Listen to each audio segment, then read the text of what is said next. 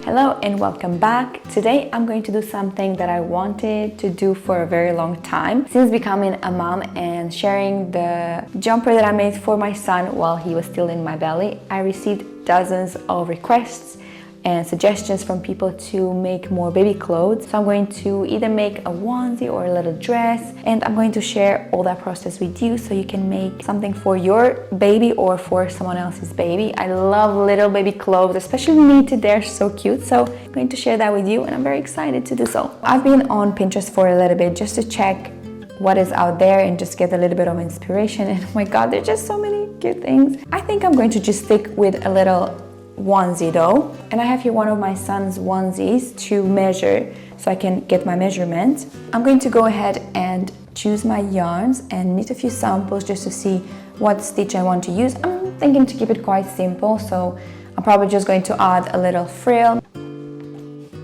I have this lovely color of cotton. I want to use cotton so it's as breathable as possible for a baby. This is kind of a in between a pink and a red. It's just so lovely. I think I'm going to use two ends of it.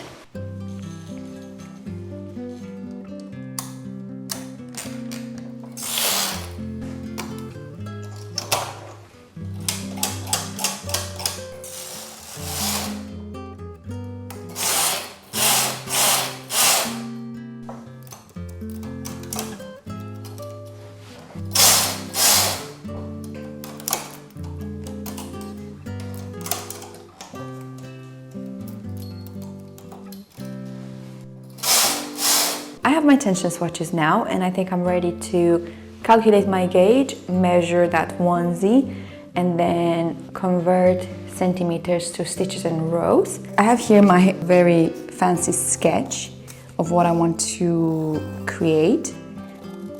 It's a very simple shape. Then I will attach the frill here. The back would look something like this. We'll have the rib here, which we'll pull in, and here we will have two buttons. Wow, I'm great at this. I'm going to make sure to do a proper sketch in Illustrator and write all the measurements and everything down. And also I will write all the instructions so you can download the PDF and make a onesie like this as well. You will find that link on my Patreon. Make sure to check in the description down below. I'm going to draw the front and back again so I can write all my measurements down. That should be super easy to knit. These two have to match here. That's about it.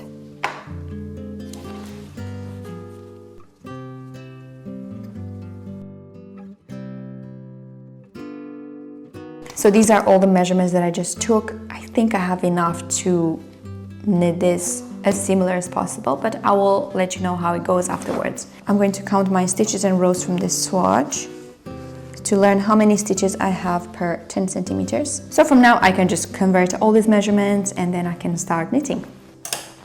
I'm just going to the normal ear-wrap cast on.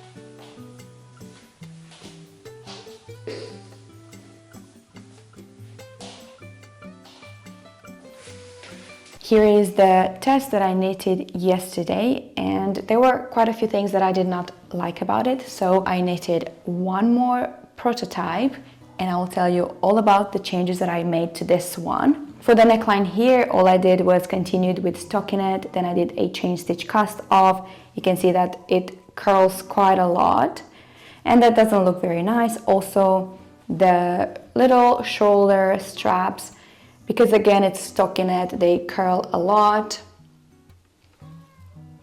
and they just come out very fine, even though I have here I think 7 stitches. What I decided to do for the second one was to have a 1x1 rib here at the top to have a nice neckline, and the shoulder straps are also a 1x1 rib. So here's the second prototype. I'm really happy with how this looks. It's so stinking cute.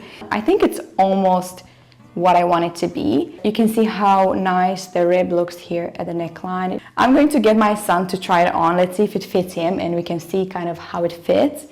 He's a little bit chunky, so it might be too small for him, but let's just see. Another thing that I did different for the second panel was when I increased here at the bottom, I just did it the lazy way, where you increase and you don't grab the purl bar to form a new stitch. Here I did that, and to be honest, the difference is really not that major, and it just makes everything quicker. I actually kind of prefer this one. It looks much cleaner. Another thing I wanted to test was adding a frill right here to serve kind of as a little skirt. I think that would look so cute. And what I did, all my stitches were on main bed. Then I wanted to add the little frill, which was 40 stitches. So what I did, I transferred 40 stitches from main bed to river bed. Then I placed stitch by stitch the little frill onto the needles on main bed, and then I transferred back all the stitches that I had transferred to river bed onto main bed. And all those needles have 2 stitches, one from the frill and one from the previous stitch, and then I just continued knitting. I think it's such a good idea, I think. I mean, I'm kind of patting myself on the back, but you don't get any seam. It's so neat, it's so clean, and you know that it's going to be on the exact same row without having to sew it afterwards, which I think it's a win-win. And here I need to find a way to see how I'm going to add the frill onto the shoulder strap. I can do this either on the machine or I might use my linker, and that's about it. Now I'm going to knit the final thing. Good morning. It is a new day, a new week for me. I'm excited to begin this onesie. I will begin by knitting the frills that I'm going to attach as little skirts. I need to do 2 panels.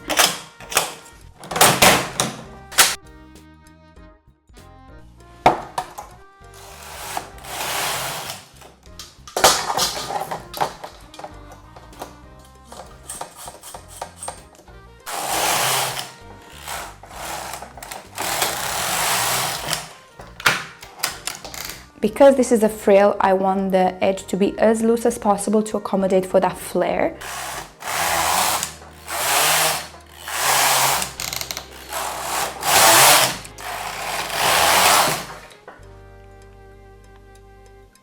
And I'm going to use my trusty transfer carriage to transfer all the stitches from river bed to main bed. I love my transfer carriage. I use it all the time. It's such a useful tool.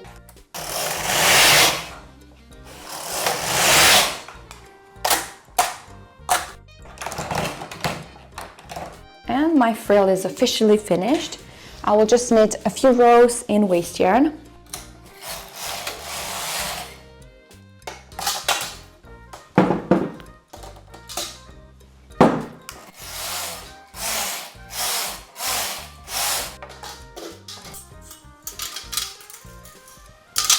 Always put your wire back. I just cast on the back panel of the final onesie.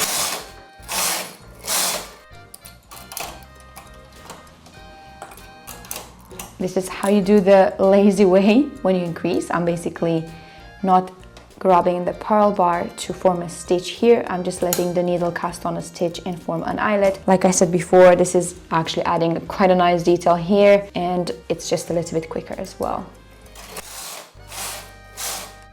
So now that I've done all my increases, I'm going to knit 10 rows straight. And I'm going to add the frill.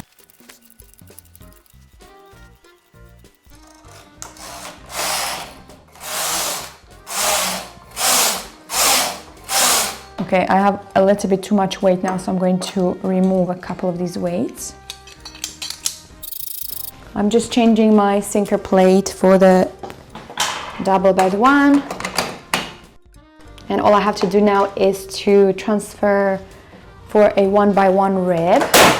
And then I have to knit 10 more rows and just cast off.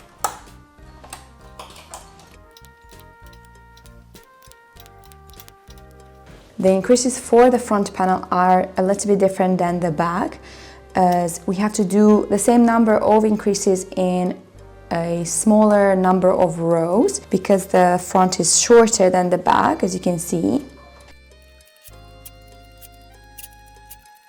And then from here I have to again knit 10 rows straight so I can add the frill and it will match with the back.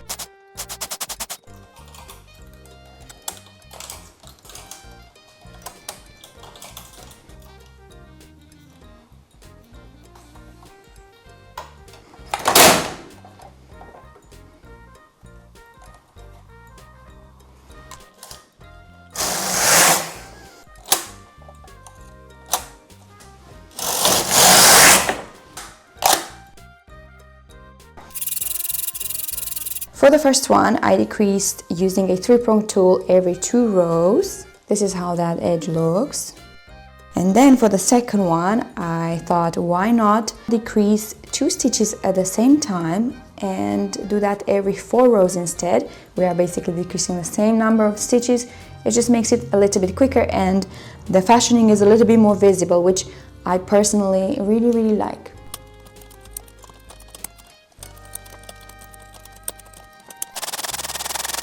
I'm ready to create the buttonholes, and I'm going to do this by transferring the stitch here in the center on main bed.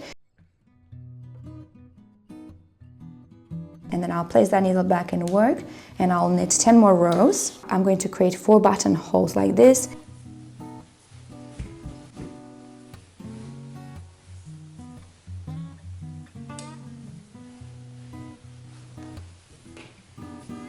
I already did one of the side seams. I used a matcher stitch and I really like the result.